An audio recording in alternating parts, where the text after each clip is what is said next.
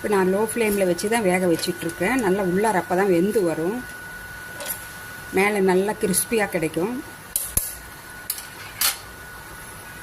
இது நல்லா வெந்து இருக்கும், எடுத்துடலாம்.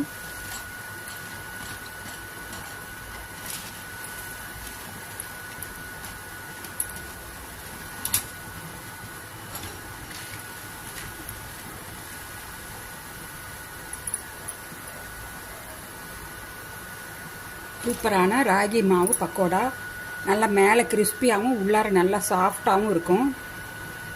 நீங்கள் வெறும் கடலை மாவில் போண்டா செஞ்சு சாப்பிட்றதுக்கு இந்த மாதிரி ஹெல்த்தியாக செஞ்சு சாப்பிடுங்க. குழந்தைங்க ஸ்கூல்லேருந்து வர்றப்ப இந்த மாதிரி கொஞ்சமாக மாவு பிசைஞ்சு உங்கள் வீட்டில் எந்த கீரை இருந்தாலும் சரி போட்டு கொஞ்சமாக போட்டு பிசைஞ்சிடுங்க. அரைக்கீரை, சிறுகீரை, முருங்கைக்கீரை எது இருந்தாலும் ஓகே. இது மாதிரி நீங்கள் செஞ்சு சாப்பிட்டு பாருங்கள்.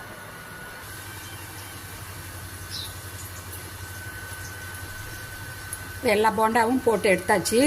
இதோட முழு வீடியோவை உங்களுக்கு ரிலேட்டட் வீடியோவில் பின் பண்ணி வைக்கிறேன், வேணுங்கிறவங்க அதை பார்த்துக்குங்க.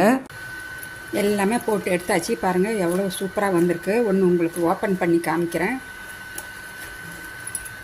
கொஞ்சம் கூட எண்ணெயே குடிக்கல,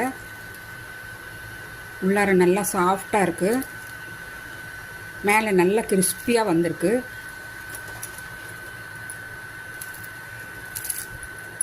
நல்லா மொறுன்னு இருக்குது, மேலே சுடுது.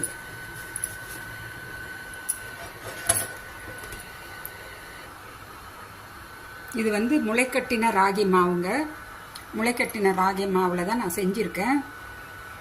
முளைக்கட்டின ராகி மாவு இல்லைன்னா சாதா ராகி மாவுலையும் செய்யலாம்.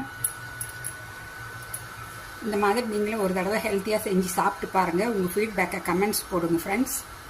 நான் மறுபடியும் உங்களை அடுத்த ஒரு இன்ட்ரெஸ்டிங்கான வீடியோவில் சந்திக்கிறேன். Bye by.